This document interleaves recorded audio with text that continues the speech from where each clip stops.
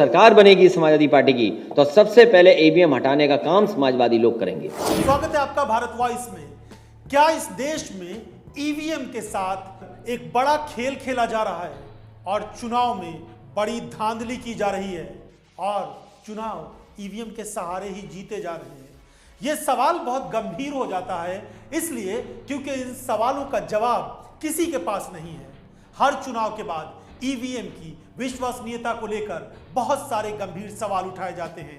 राजनीतिक पार्टियों के नेता चाहे पक्ष के हों या विपक्ष के, वो ईवीएम पर सवाल उठाते हैं। लेकिन क्या ईवीएम को लेकर कोई जांच होगी?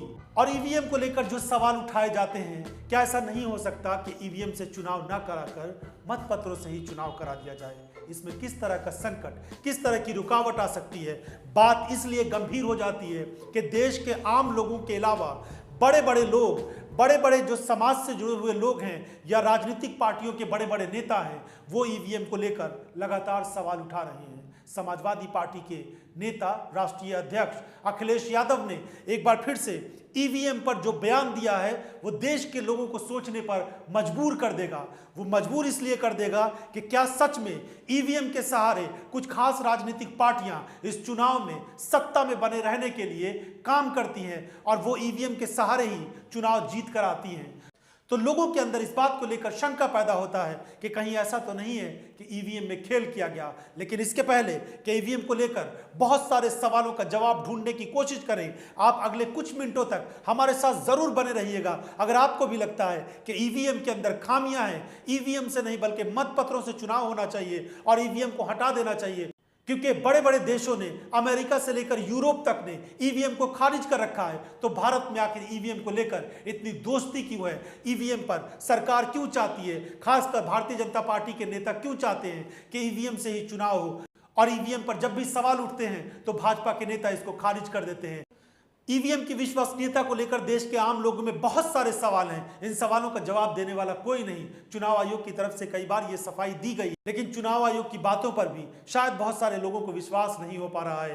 लेकिन सबसे पहले उत्तर प्रदेश के पूर्व मुख्यमंत्री अखिलेश यादव को सुन लीजिए। ईवीएम को लेकर उनका साफ कहना है कि अगर समाजवादी पार्टी की सरकार बनी तो ईवीएम को खारिज कर दिया जाएगा, ईवीएम से चुनाव नहीं होंगे। ईवीएम पर अखिलेश यादव का ये शक, ये शंका, ये विश्वास नहीं होना क्या दर्शाता है कि देश की एक बड़ी राजनीतिक पार्टी, देश का सबसे बड़ा राज्य उत्तर प्रदेश और उत्तर प्रदेश की एक बड़ी राजनीतिक पार्टी यानी विपक्ष की सबसे बड़ी पार्टी और उसके नेता अगर ये सवाल उठाते हैं तो ये सवाल मामूली नहीं है। देखिए, ईवीएम में आप भी कह रहा हूं, मैं आज भी कहता हूं, किसी को भरोसा नहीं। अमेरिका का भी चुनाव हो गया, कई दिनों काउंटिंग होती रही, लोगों को भरोसा बैलेट से ही आएगा। लेकिन एक ये लड़ाई अभी लड़ी नहीं जा सकती है, उसकी तैयारी इसीलिए हम ट्रेनिंग शिविरों के माध्यम से कर रहे हैं कि कम से कम समाजवादी कार्यकर्ता अपना पूरा वोट डाल दे। हम पूरा वोट डाल देंगे तो ये अपने आप हार जाएंगे और सरकार बनेगी समाजवादी पार्टी की तो सबसे पहले ईवीएम हटाने का काम समाजवादी लोग करेंगे। इन सवालों का जवाब मिलना चाहिए। देश का एक आम नागरिक सवाल उठाता है उसमें, और देश की एक बड़ी राजनीतिक पार्टी के एक बड़े नेता के द्वारा ये सवाल उठता है तो ये गंभीर बात है। गंभीर बात इसलिए भी है कि हमने देखा कि कमलनाथ ने पिछले दिनों किस तरीके से, हालांकि वो कई बार मध्य प्रदेश के कई नेताओं ने इसको लेकर सवाल उठाया है, लेकिन कमलनाथ ने साफ कहा है कि अगर भाजपा को लगता है कि जनता का साथ है उनके साथ, तो मतपत्र पर चुनाव से परहेज क्यों है? अमेरिका और यूरोप जैसे देश ईवीएम से चुनाव कराने से दूरी बना रहे हैं, लेकिन भारत की मोदी सरकार और भारतीय जनता पार्टी को ईवीएम पर सबसे ज्यादा भरोसा है। मध्य प्रदेश के पूर्व मुख्यमंत्री कमलनाथ ही नहीं, अखिलेश यादव, कमलनाथ ही नहीं, महाराष्ट्र सरकार एक ड्राफ्ट बनाने जा रही है, एक ड्राफ्ट तैयार कर रही है, जिसके माध्यम से आने वाले दिनों में जो राज्य में चुनाव होंगे, स्थानीय चुनाव होंगे या फिर विधानसभा चुनाव होंगे, वो ईवीएम से नहीं बल्कि मतपत्रों से हो, इसके लिए ड्राफ्ट तैयार किया जा रहा है। तो कई राज्यों के नेता, कई बड़े बड़े नेता अगर ईवीएम की विश्वसनीयता पर सवाल उठा रहे हैं तो क्या देश के लोगों की इस बात को मानना नहीं चाहिए? अगर आपको लगता है तो ये वक्त है कि आप भी इस पर कमेंट करें, अपनी राय दें, हमें बताएं, इस वीडियो को ज्यादा से ज्यादा शेयर करें और लोगों के अंदर ये जागरूकता पैदा करें कि क्या ईवीएम की विश्वसनीयता पर सवाल उठाना सही है या गलत है। क्या अखिलेश यादव, कमलनाथ, महाराष्ट्र की सरकार या फिर देश के आम लोग या बहुत सारी राजनीतिक पार्टियों के नेता अगर ईवीएम पर सवाल उठाते हैं तो क्या उनके सवालों का जवाब मिलना चाहिए या नहीं मिलना चाहिए?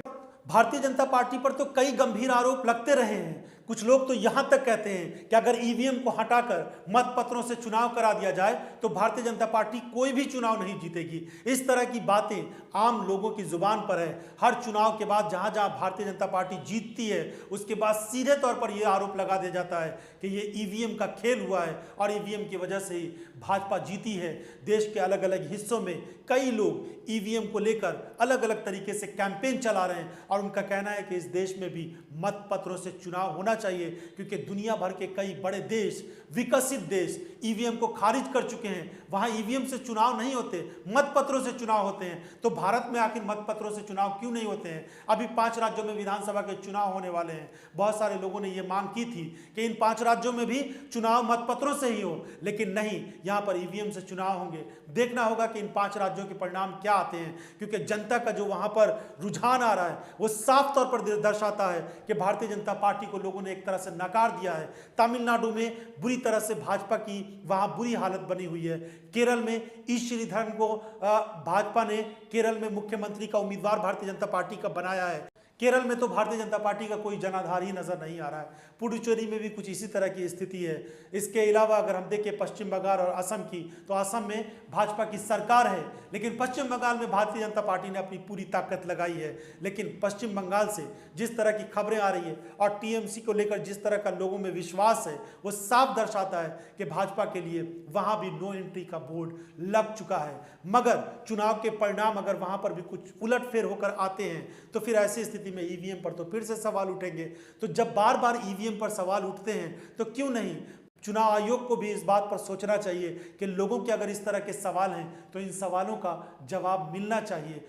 हम देखते हैं कि जब भी चुनाव होते हैं तो ईवीएम को लेकर कई गड़बड़ी की खबरें आती हैं, कई बड़े विवादास्पद मुद्दे सामने आ जाते हैं, लेकिन चुनाव के बाद ये मुद्दा दब जाता है। अब अखिलेश यादव ने ये सवाल उठा दिया है तो ये एक बड़ा मुद्दा फिर बनकर सामने आया है और देश के लोगों में फिर ये सवाल उभर कर आ गया है कि क्या ईवीएम से नहीं बल्कि देश में मतपत्रों से चुनाव होना चाहिए। आपकी क्या राय है? आप हमें ज़रूर बताएं, हमें आपकी राय का इंतज़ार रहेगा। आपको अगर लगता है कि ईवीएम के मामले पर और भी एपिसोड बनने चाहिए, ईवीएम पर और भी लोगों की राय आना चाहिए, तो हमें ज़रूर बताएं। आपका बहुत बहुत धन्यवाद।